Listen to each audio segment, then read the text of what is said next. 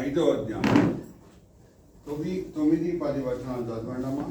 కాబట్టి ఆయన రక్తము వలన ఇప్పుడు నీతిమంతులుగా తీర్చబడి మరింత నిశ్చయముగా ఆయన ద్వారా ఉగ్రత నుండి రక్షింపబడుదుము. ఏలయనగా శత్రువులమై ఉండగా ఆయన కుమారుని మరణము ద్వారా మనము దేవునితో సమాధానపరచబడిన వారమై ఆయన జీవించుట చేత మరి నిశ్చయముగా రక్షింపబడుదుము. థ్యాంక్ యూ మా. చిన్న ప్రార్థన చేసుకుందాం. తండ్రి, ఈ సమయం బట్టి ఎంతో వందనాలు. ఇక్కడ చేరిన నమ్మకమైన ఈ చిన్న మంద బట్టి ఎంతో వందనాలు తండ్రి.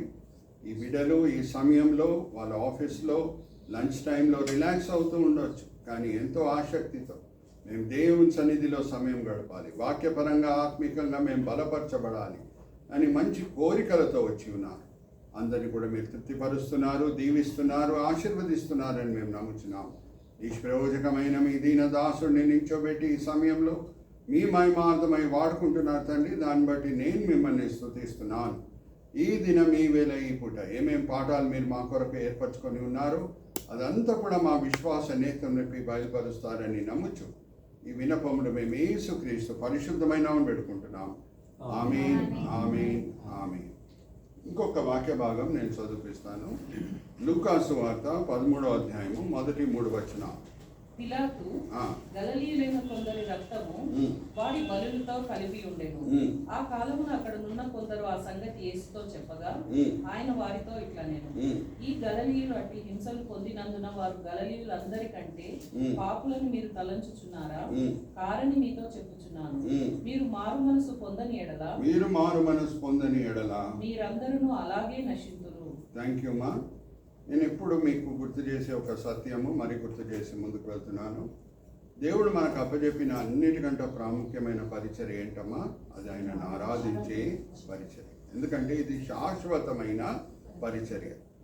వేరే ఎన్నో పరిచర్యలు ఉన్నాయి, అన్నీ కూడా ముఖ్యమైన పరిచర్యలే. కానీ ఏదన్నా ఒక పరిచర్య ఈ లోకంలో ప్రారంభమై పరలోకంలో కూడా కొనసాగుతుందంటే అది ఆయనను ఆరాధించే పరిచర్య. నేను మిమ్మల్ని అడుగుతున్నా ఒక ప్రశ్న. పరలోకంకి వెళ్ళిన తర్వాత అక్కడ ఏమైనా స్వస్థపరిచే పరిచర్య ఉంటుందమ్మా? ఎవరైనా రోగిలు ఉంటారా? ఉండదు. అలాగే అక్కడ ఏమైనా సువార్త బోధించి ఆత్మల్ని రక్షించే పరిచర్య ఉంటుందమ్మా? పరలోకం చేరిన తర్వాత అక్కడ అందరు కూడా పరిశుద్ధులే ఉంటారు. సో ఏదన్నా ఒక పరిచర్య ఈ లోకంలో ప్రారంభమై పరలోకంలో కూడా కొనసాగుతుందంటే అది ఆయనను ఆరాధించే పరిచర్య. దేవుణ్ణి ఆరాధించే విషయంలో దేవుడు మన జీవితంలో కుమరించిన దీవెనలు బట్టి ఆయనను ఆరాధించడం మంచిదే. కానీ అన్నిటికంటే శ్రేష్టమైన ఆరాధన ఏమై ఉన్నదంటే మన దేవుడు ఏమై ఉన్నాడో దాన్ని బట్టి ఆయనను ఆరాధించడం మనము నేర్చుకోవాలి. ఆయనంత సర్వజ్ఞాని ఎవరు లేరు.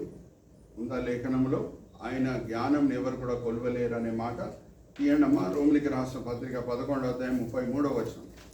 రోమిలికి రాసిన పత్రిక 11:33 చదవండి.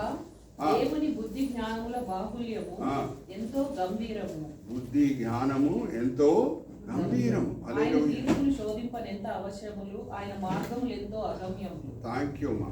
సో ఆయన సర్వజ్ఞాని కాబట్టి ఆయన పరిచర్యలో మనకు ఒకటి కనిపిస్తుంది, సందర్భం తగ్గట్టు మాట్లాడుట. దాన్ని బట్టి ఏమవుతుంది? వినే వాళ్ళకి ఆయన సందేశం ఇంకా సులభంగా అర్థమవుతుంది. యాకోబు బావి పక్కన సమరయ స్త్రీతో ఏమని అంటున్నారమ్మా? నేను నీకు జీవజలం ఇచ్చుటకు సిద్ధంగా ఉన్నా. బావి దగ్గర నీళ్లు ఉంటాయి, కనెక్ట్ చేస్తున్నారు ప్రభువారు. అలాగే గలిలియా సముద్రం పక్కన శిష్యులు చేతిలో వలలు ఉన్నాయి, చేపలు పడుతున్నారు. వాళ్ళ దగ్గర వచ్చి పలికిన మాటలు ఏంటంటే, మిమ్మల్ని నేను మనుషులు పట్టే జాలులుగా చేస్తాను. ఒకటే వ్యత్యాసం ఏంటంటే, ఇప్పటి వరకు వాళ్ళు పట్టిన చేపలని వాళ్ళు అమ్మారు కావచ్చు, చంపారు కావచ్చు, తినారు కావచ్చు. కానీ ఇప్పటి నుంచి పట్టే చేపలని వాళ్ళు నిత్య జీవంకి నడిపించబోతున్నారు. హల్లెలూయా, ప్రైజ్ ది లార్డ్. సో లూకాసు వార్త 13వ అధ్యాయం 1-3 వచనాల్లో కూడా మనం చూస్తే ఆ సమయంలో ఉన్న ఫ్లాష్ న్యూస్ అందరు దాని గురించే మాట్లాడుకుంటున్నారు. మా న్యూస్ అంటే ఏంటి? Something which is taking place exceptionally, not by now. Godavari express సురక్షితంగా వైజాగ్ చేరితే నెక్స్ట్ డే పేపర్లో పడుతుందా సురక్షితంగా చేరిందని? యాక్సిడెంట్ జరిగితేనే పడుతుంది. మనం అందరూ కూడా ప్రార్థన చేయాలి యాక్సిడెంట్స్ జరగకూడదని. Hallelujah, praise the Lord. Are you all with me? So news reporting takes place by exception. ఇది సామాన్యంగా జరిగే విషయము కాదు. భయంకరంగా చంపాడంట పొంతి పిలాతు. వాళ్ళ రక్తంలో ఏం చేశాడంట, బలిలతో పాటు కలిపాడంట. అందరు దాని గురించి మాట్లాడుకుంటున్నారు. ప్రభువారు ఆ సందర్భంని కూడా వాడి మారు మనస్సుతో కూడిన సందేశం ప్రకటించడం మనము చూస్తున్నాం. సో ఆయన అడుగుజాలంలో నడుచుకున్న సేవకులం మేమందరం కూడా సందర్భం తగ్గట్టు మాట్లాడాలి. మరి ఆల్ అండర్స్టాండింగ్ మా ఆగస్ట్ 2 ఆర్ ఆగస్ట్లో ఫస్ట్ సండే ప్రతి సంవత్సరం భారతదేశంలో మనం స్నేహితుల దినము ఆచరిస్తాం. మనం ఏం ఆచరిస్తాము?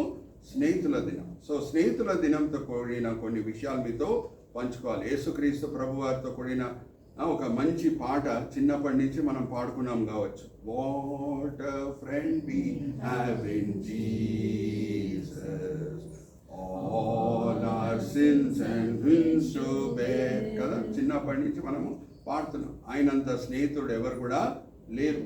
అయితే ఈ ఫ్రెండ్షిప్ డేతో కూడిన బ్రీఫ్ హిస్టరీ మీతో పంచుకొని ముందుకు వెళ్తాను. ఏప్రిల్ 20వ తారీఖు 1958లో ఒక చిన్న దేశం, సౌత్ అమెరికాలో ఉన్న దేశము, దాని పేరు పరాగ్వే. దాని పేరేంటి? పరాగ్వే. ఏప్రిల్ 20th వాళ్ళు అక్కడ ఉన్న నాయకులు, ఆ దేశంలో నాయకులు ఒక నిర్ణయం తీసుకున్నారు. మన దేశంలో స్నేహితుల దినం మనము ఆచరించాలి. అప్పటికే ప్రపంచంలో తండ్రుల దినం ఆచరించడము, మదర్స్ డే ఆచరించడం, తల్లుల దినం ఆచరించడం అంతా కూడా ప్రారంభమైంది. సో మనము స్నేహితుల దినం ప్రారంభం చేద్దామని పరాగ్వే దేశంలో అది స్టార్ట్ అయింది. ఇప్పుడు మీకు తెలుసు ప్రపంచంలో జ్ఞానం ఎంత పెరిగిపోయింది, టెక్నాలజీ ఎంత పెరిగిపోయింది, ట్రావెల్ ఎంత పెరిగిపోయిందంటే ఏదన్నా మంచిదన్నా చెడ్డదన్నా లోకంలో ఒక కోణలో ఏమన్నా ప్రారంభమైతే ప్రపంచం అంతా కూడా వ్యాపిస్తుంది. 2019లో ఒక రోగం చిన్న ప్రాంతం వుహాన్ చైనాలో ప్రారంభమైంది, ప్రపంచం అంతా కూడా వ్యాపించింది. దేని గురించి మాట్లాడుతున్నాం మీరు చెప్పండి? కరోనా. అలాగే మంచిది కూడా వ్యాపిస్తుంది, మంచిది కూడా పాగుతుంది. అయితే పరాగ్వేలో స్టార్ట్ అయింది, అందరు కూడా మరి వేరే దేశాలు ఆచరించడము స్టార్ట్ చేశారు. అయితే ఏప్రిల్ 11వ తారీఖు 2011లో జ్ఞాపకం పెట్టుకోండి, ఏప్రిల్ 11, 2011లో యుఎన్ఓ తీసుకున్న నిర్ణయం ఏంటంటే, యునైటెడ్ నేషన్స్ ఆర్గనైజేషన్, ఈ సంవత్సరం నుంచి మనము ప్రపంచమంతా కూడా స్నేహితుల దినము ఆచరిద్దాము. వాళ్ళు నిర్ణయించింది ఏంటంటే జూలై 30th మనము ఆచరిద్దాం. ఏ దినమమ్మా? ప్రపంచమంతా కూడా జూలై 30th. యుఎన్ఓ ఎందుకు స్థాపింపబడిందమ్మా? యుద్ధాలను పెంచుటక, యుద్ధాలను ఆపుటక? అడుగుతున్నాం. ఆపుట. స్నేహం ఉంటే యుద్ధాలు జరగవని మంచి కోరికతో వాళ్ళు స్టార్ట్ చేశారు. కానీ భారతదేశం ప్రభుత్వము జూలై 30వ తారీఖుని స్నేహితుల దినంగా ఆచరించదు. కానీ ఆగస్ట్ నెల, జూలై తర్వాత వెంటనే ఆగస్ట్ వస్తుంది కదా, ఫస్ట్ సండే మనము ఆచరించాలి. ఎందుకంటే సండే అందరు కూడా ఇంట్లో ఉంటారు, ఒకరొకరి కొరకు సమయము కేటాయించగలుగుతారు. ఎందుకంటే జూలై 30th అప్పుడప్పుడు సండే ఉండొచ్చు, అప్పుడప్పుడు సండే కాకుండా ఉండొచ్చు అని భారతదేశం ఆ మంచి నిర్ణయము తీసుకుంది. సో యేసుక్రీస్తు ప్రభువారు అందరికంటే గొప్ప స్నేహితుడు అని దేన్ని బట్టి మనం చెప్పగలుగుతున్నాం? ఈరోజు నేను వాడే సబెడింగ్స్ అన్నీ కూడా సీతో కూడిన సబెడింగ్స్ అమ్మా. నేను చివరిలో అడుగుతాను, మీరు చెప్పగలగాలి. ఇదంతా కూడా ఏంటో ఇక్కడ నించోని మీకు ఏం చూపించకుండా నేను అడుగుతాను. ఓకే? సో ఫస్ట్ కాన్కర్, ఆయన మన హృదయాలని ఎలాగ స్వాధీనపరుచుకుంటున్నాడు, దేన్ని బట్టి మనం చెప్పొచ్చు ఆయన లాంటి స్నేహితుడు ఎవరు లేరు అని. మంచి స్నేహితుడు ఇంకొక స్నేహితుడు కొరకు త్యాగం చేయటము సామాన్యమే. కానీ ఇప్పుడు మనం చదువుకున్నాం రోమిలికి రాసిన పత్రిక 5వ అధ్యాయం 9వ వచనం నుంచి 10వ వచనంలో ఏమని రాయబడి ఉన్నది? మనం శత్రువులమై ఉన్నప్పుడు, హల్లెలూయా, ప్రైజ్ ది లార్డ్, మనము శత్రువులమై ఉన్నప్పుడు ఆయన మన కొరకు వచ్చి ప్రాణదానము చేశాడు. ఇటువంటి స్నేహితుడు ఎక్కడన్నా దొరుకుతాడా మనకి?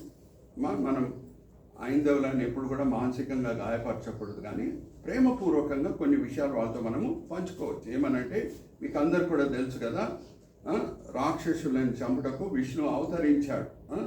కృష్ణుడిగా ఎందుకు అవతరించాడు? కంసుడిని చంపుటకు.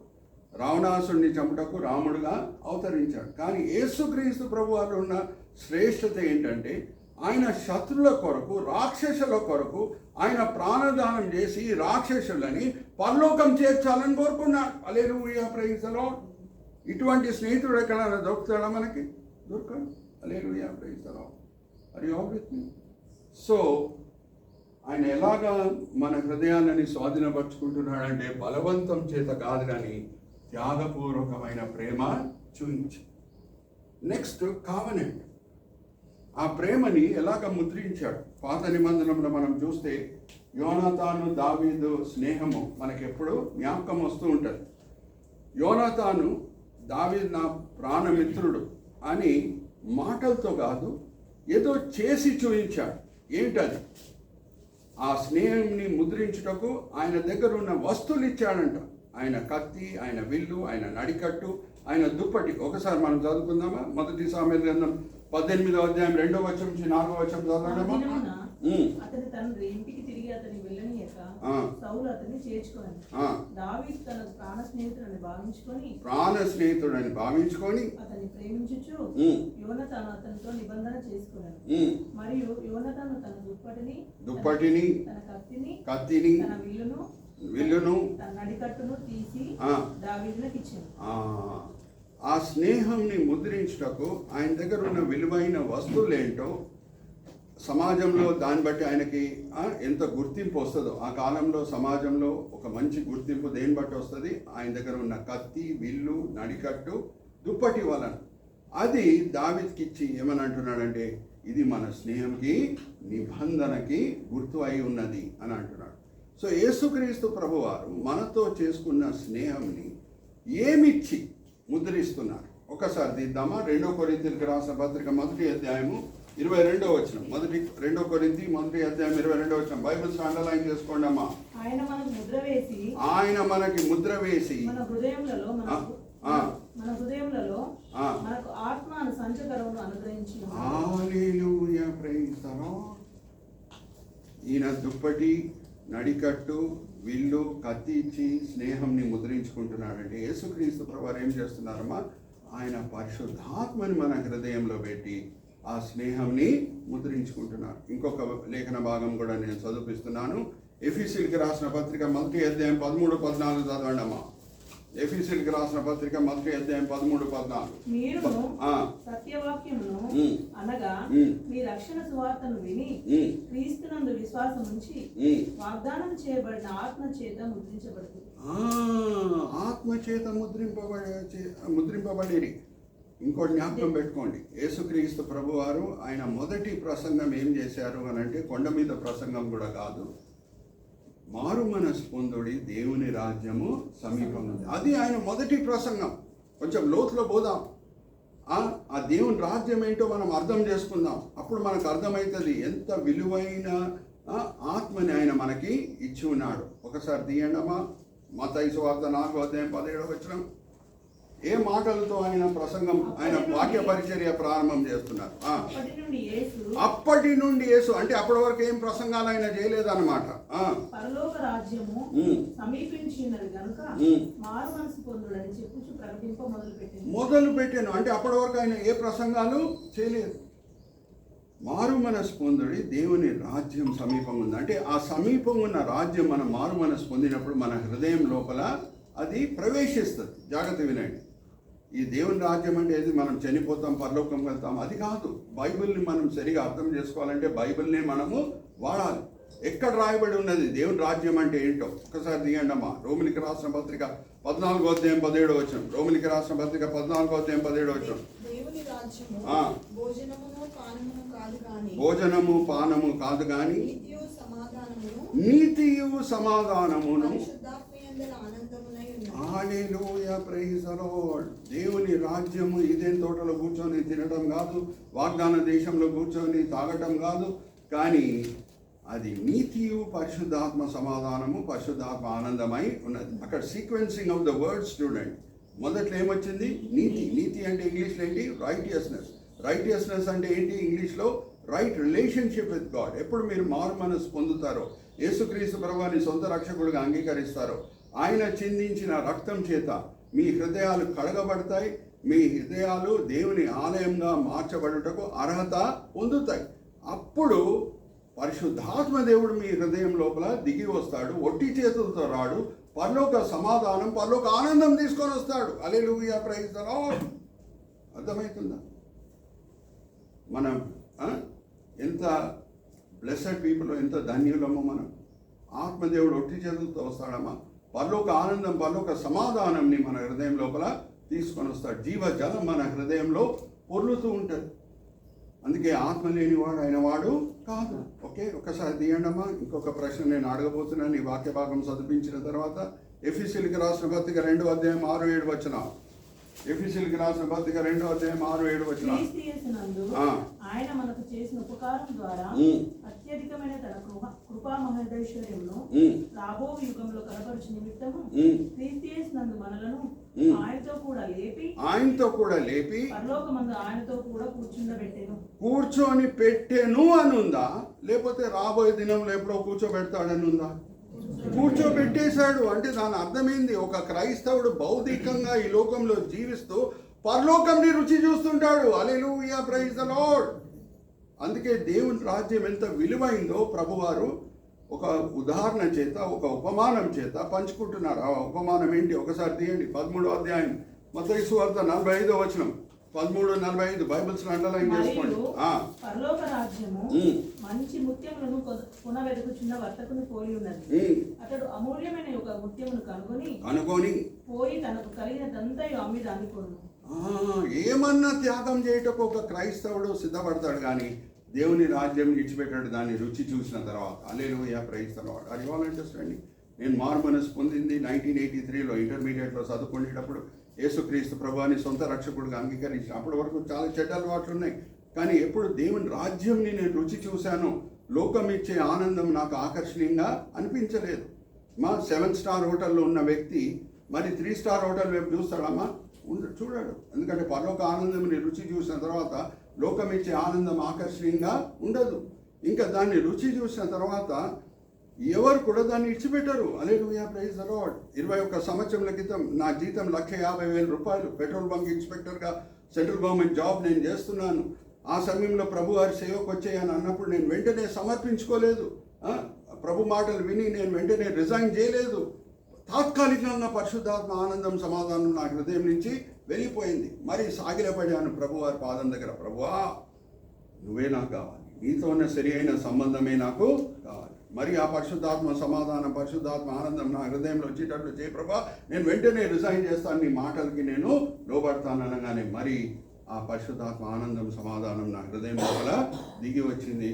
రిజైన్ చేశాను. దాన్ని బట్టి నాకు ఏ రిగ్రెట్స్ లేవు. 21 సంవత్సరాల తర్వాత సంతోషంగా దేవుని సేవలో ముందుకు సాగుతున్నాను. హల్లెలూయా చెప్దాం అందరం.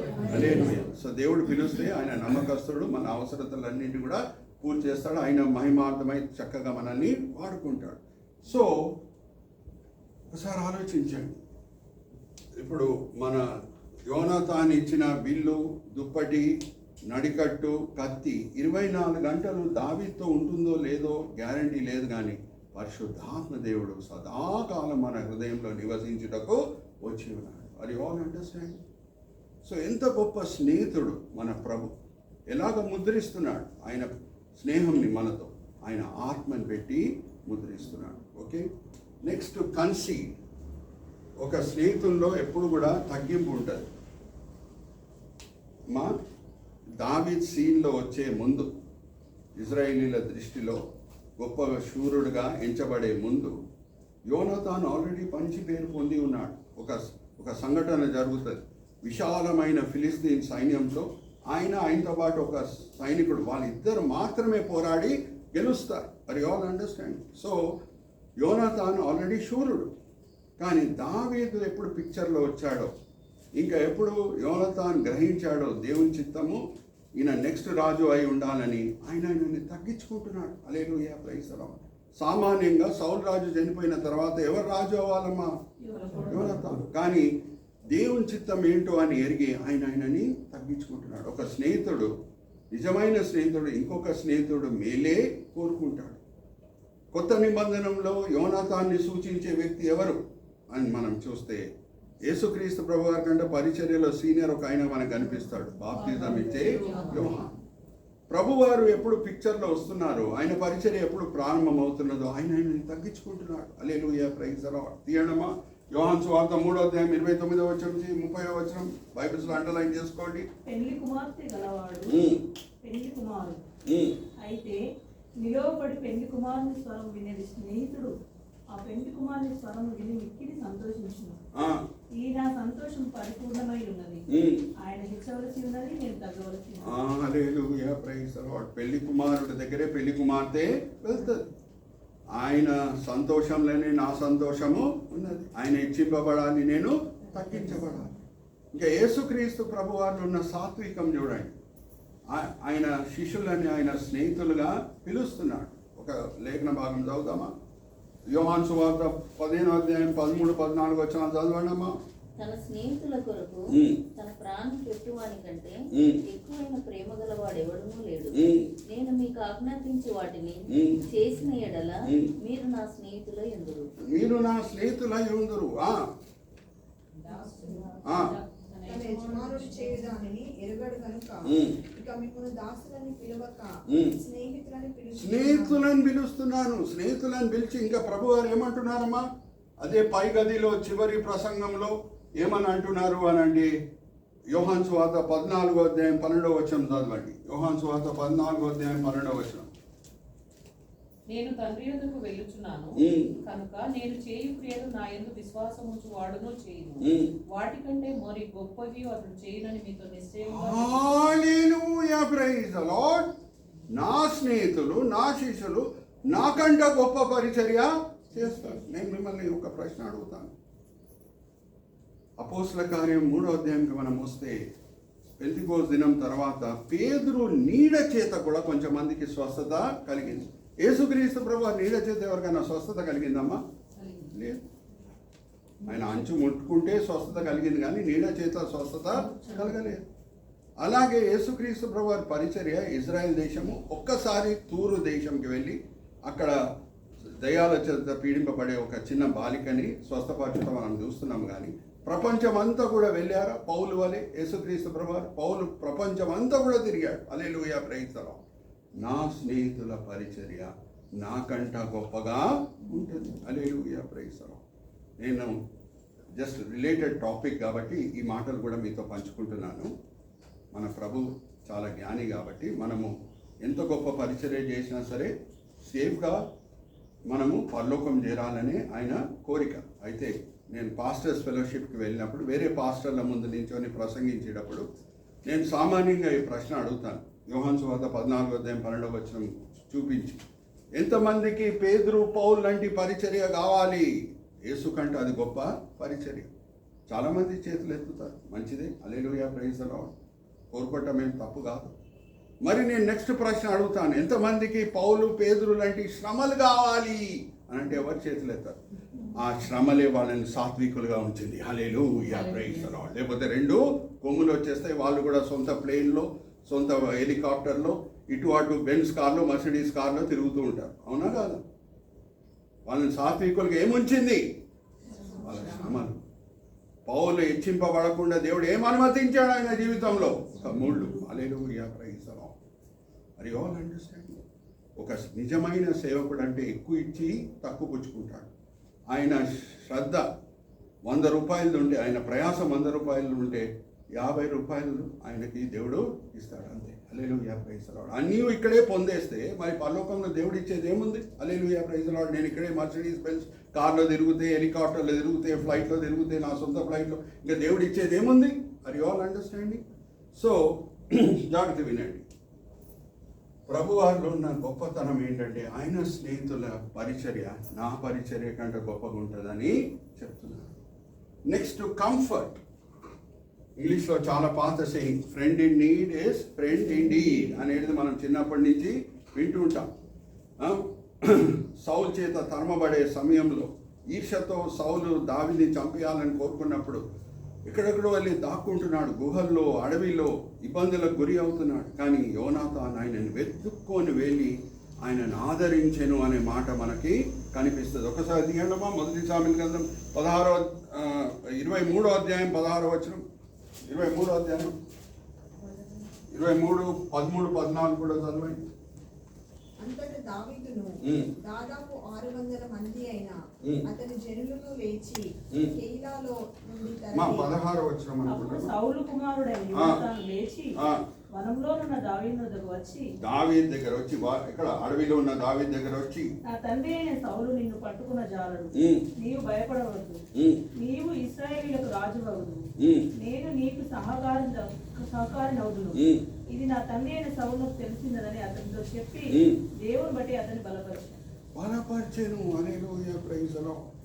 మా పరిశుద్ధాత్మ దేవునికి ఇవ్వబడిన అనేక పేర్లు ఒక పేరేంటమ్మా, ఆయన ఆదరణకర్త. హల్లెలూయా, ప్రైజ్ ది లార్డ్. ఆయన ఇచ్చే ఆదరణ ఎలాగుంటుందంటే లోకం ఇచ్చే ఆదరణ లాంటిది కాదు, లోకం ఇచ్చే సమాధానం లాంటిది కాదు. లోకం ఇచ్చే ఆదరణ, లోకం ఇచ్చే సమాధానము అది వాతావరణం మీద ఆధారపడి ఉండొచ్చు.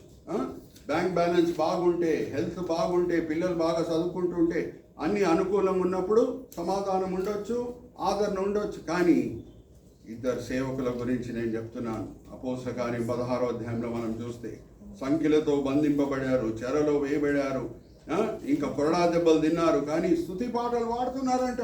ఎవరి గురించి మాట్లాడుతున్నా నేను? పౌలు, శీల. ఎందుకంటే వాళ్ళ హృదయంలో ఆదరణకర్త పరలోక ఆనందంని తీసుకొని వచ్చాడు. హల్లెలూయా, ప్రైజ్ ది లార్డ్. ఆ ఆదరణ వాతావరణం మీద ఆధారపడే ఆదరణ అసలే కాదు. అది ఆల్ అండర్స్టాండ్. అందుకు వాళ్ళు స్తుతి పాటలు పాడుతున్నారు. హృదయం దేంతో నిండి ఉండునో నోరు అది పలుకును. సో హృదయం అంతా కూడా ఆనందమే. శరీరంలో నొప్పి ఉండొచ్చు, కానీ హృదయం అంతా కూడా జీవజలంతో పొర్లుతున్నది, స్తుతి పాటలతో దేవుణ్ణి ఆరాధిస్తున్నది. అది ఆల్ విత్ మీ.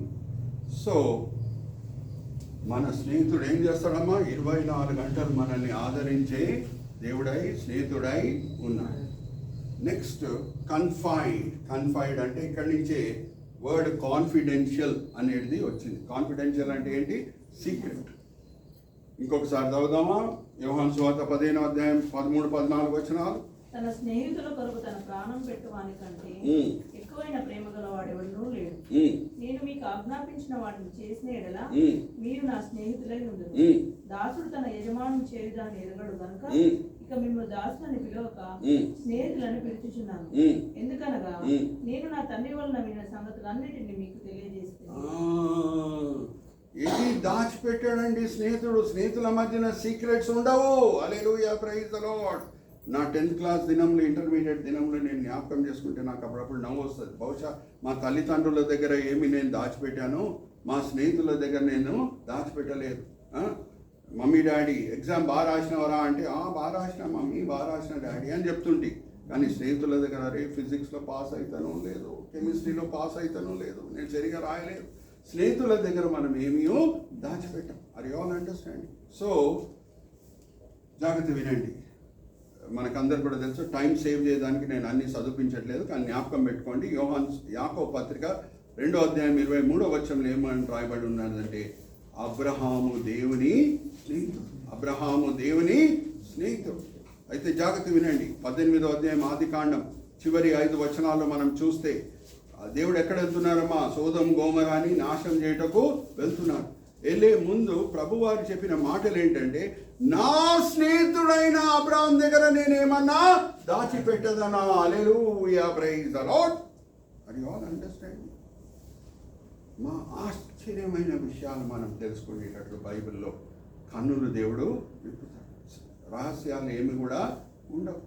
నేను ఈరోజు ప్రసంగిస్తున్నానంటే 24 గంటల్లో నేను నేర్చుకున్న పాఠంలా కాదు. ప్రభుత్వం ఎన్నో సంవత్సరాలు నడుచుకొని ఆయన చేత బలపరచబడి, ఆయన చేత లేఖనం ఉన్న ఆశ్చర్యమైన విషయాలు గ్రహించి నేను మీతో పంచుకుంటున్నాను. అది ఆల్ అండర్స్టాండింగ్. ఉదాహరణకు నేను చెప్తున్నా, సింపుల్ ఎగ్జాంపుల్ మీ ముందు తీసుకొని వస్తున్నా. ఏమనంటే, బెంజమిన్ గోత్రంకి చెందిన కీషు కుమారుడైన ఇజ్రాయెల్ దేశం మొదటి రాజు ఎవరమ్మా చెప్పండి? సౌలు. ఆయన దేని బట్టి ఆయన రాజ్యంని పోగొట్టుకున్నాడు? అమాలేకులు, భయంకరమైన అమాలేకులు.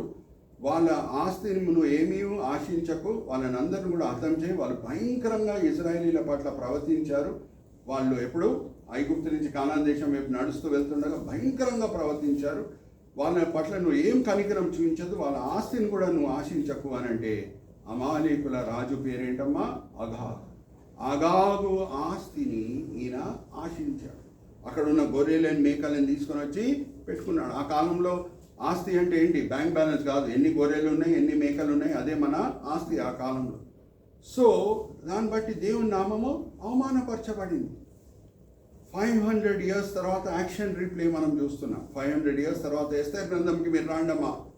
2వ అధ్యాయం 5వ వచనం చదవండి. ఎవరు మొర్దెకాయ్? ఒకసారి చదువుదామా. 2వ అధ్యాయం 5వ వచనం ఎస్తేర్ గ్రంథం. మొర్దెకాయ్ ఎవరు? యాకోబు వంశస్థులారా ఎస్తేర్ గ్రంథం 2వ అధ్యాయం 5వ వచనం. మొర్దెకాయ్ గురించి కోటలో ఆ. బెన్యామీనీయుడగు కీషునకు పుట్టిన షమీ కుమారుడగు కీషు కుమారుడైన మొర్దెకాయ్ కుమారుడైన యాయిరు వంశస్థుడైన మొర్దెకాయ్ అనే ఒక యూదుడు ఉండెను. బబులోను రాజైన చూడండి, నెబుకద్నెజరు బెంజమిన్ గోత్రము కీషు కుమార్. యాక్షన్ రీప్లే 3వ అధ్యాయం 1వ వచనం. ఈ భయంకరమైన దుష్టుడు ఎవడు? హామాన్. ఈ ఒకసారి సంగతులైన తరువాత ఆ. రాజైన అహేశ్వరోషు హమోదాను కుమారుడును ఉమ్. అగాగీయుడును నగు హామానును గల అగాగీయుడైన హామాను కనిపిస్తుంది. యాక్షన్ రీప్లే 500 సంవత్సరాల తర్వాత. హామాన్ ఎవరు? అదే అగాగీయుడు. ఇప్పుడు 9వ అధ్యాయంకి మనం వెళ్దాము. 8 నుంచి 10వ వచనం మనం చదువుదాం. ఎక్కడ సౌల్ రాజు ఓడిపోయాడో, దేవునికి అవమానం కలిగించాడో, ఆ క్షేత్రంలోనే మొర్దెకాయ్ గెలుస్తున్నాడు, దేవుని మహిమపరుస్తున్నాడు. చదవండి అమ్మా. 9వ అధ్యాయం 8వ వచనం నుంచి 10వ వచనం. దల్గోను, ఆ. అల్కోను, ఆ. అస్కోత, ఆ. కోరాత, ఆ, అదల్య, ఆ, అరీరాత, ఆ. పరస్మాత్, వీళ్ళందరూ హామాన్ కుమారులు. వీళ్ళందరినీ కూడా మొర్దెకాయ్ చంపుతున్నాడు. ఆరిషై, ఆ, ఆరిదై, ఆ. వైజాత అను వారిని చంపిరి. చంపిరి. అయితే ఆ. కొల్లసెము వారు పట్టుకొనలేదు. హల్లెలూయా, ప్రైజ్ ది లార్డ్. వాళ్ళ ఆస్తిని మాత్రం వాళ్ళు ముట్టుకుంటలేరు. నేను మిమ్మల్ని అడుగుతున్నామా, వైస్ ప్రెసిడెంట్ ఉన్నాడు హామాను, రాజుకి ఆ సమయంలో ధనవంతుడా కాదా? వెండి బంగారం ఉండదా కాదా? గొర్రెలు మేకలు ఉండవా కాదా? కానీ మొర్దెకాయ్ ఏం చేస్తున్నాడమ్మా? దాన్ని ముట్టుకుంటలేడు. హల్లెలూయా, ప్రైజ్ ది లార్డ్. ఇది ఎవరు బయటపరుస్తారమ్మా? మన స్నేహితుడైన యేసు. ఈ రహస్యాలు ఎన్నోసార్లు మనం బైబిల్ చదువుకొని వెళ్ళిపోతూనే ఉంటాం. ఈ రహస్యం ఎప్పుడైనా చూసినామా ముందు? బహుశా చూడలేదు కావచ్చు. కానీ దేవుడు బయలుపరుస్తాడు మనకి. ఎందుకంటే స్నేహితులు ఏం చేస్తారమ్మా? రహస్యాలని దాచిపెట్టారు. అది ఆల్ అండర్స్టాండ్. సో కన్ఫైన్డ్, మన స్నేహితుడు రహస్యాలు మనతో దాచిపెట్టే స్నేహితుడు కాదు. అలాగే ఫైనల్గా కాన్కర్ టు, మనం సమాజంలో ఎటువంటి స్నేహితులమై ఉండాలి. గలితీయులకు రాసిన పత్రిక 2వ అధ్యాయం 20వ వచనం. బైబిల్స్ అండర్లైన్ చేసుకోండి అమ్మా. నేను క్రీస్తుతో కూడా సిలువ వేయబడి ఉన్నాను. ఇకను జీవించువాడు నేను కాను, జీవించువాడు నేను గాను, క్రీస్తే నా యందు జీవించుచున్నాడు. హల్లెలూయా, ప్రైజ్ ది లార్డ్. ఎప్పుడు యేసు మనలో జీవిస్తున్నాడో, నేనిప్పుడు ఆయన కోరిక ఏంటంటే మన ద్వారా ఆయన జీవించాలి. హల్లెలూయా, ప్రైజ్ ది లార్డ్. అన్యులు బహుశా బైబిల్ చదవకుండా ఉండొచ్చు, కానీ మన జీవితంని వాళ్ళు చదువుతున్నారు. యేసు లాంటి త్యాగపూర్వకమైన ప్రేమ మనం చూపిస్తున్నామా?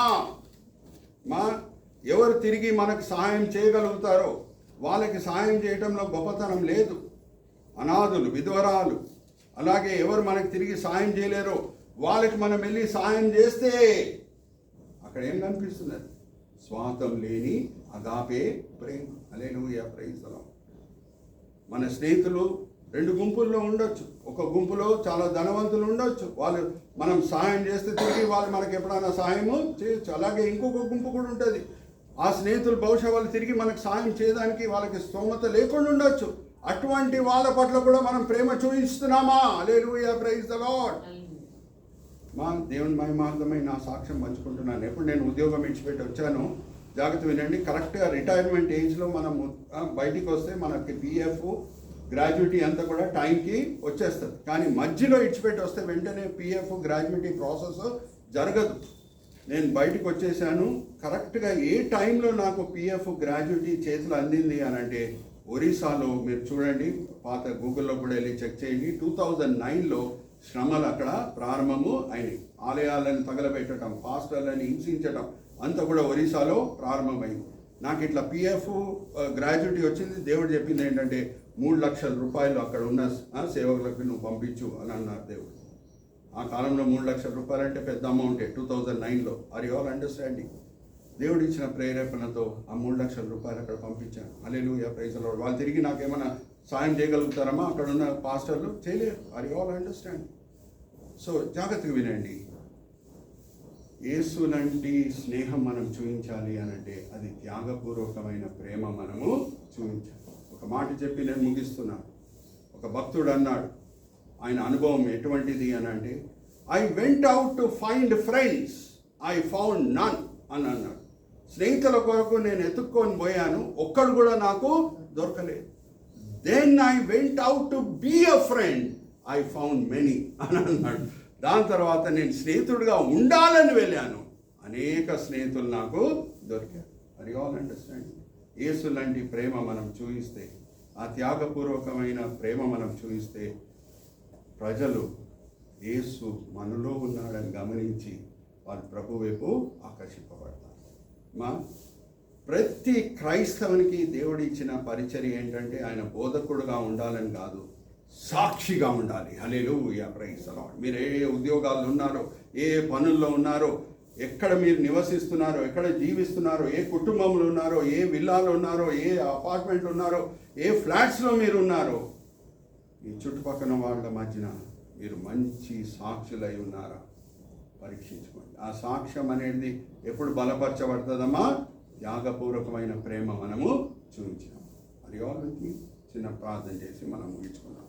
తండ్రి, ఈ సమయం బట్టి ఎంతో వందనాలు. ఇక్కడ చేరిన నమ్మకమైన ఈ చిన్న మంద బట్టి ఎంతో వందనాలు తండ్రి. ఈ బిడ్డలు ఈ సమయంలో వేరేదో పనులు చేసుకొని ఉండొచ్చు, కానీ ఎంతో ఆసక్తితో మేము దేవుని వాక్యం చేత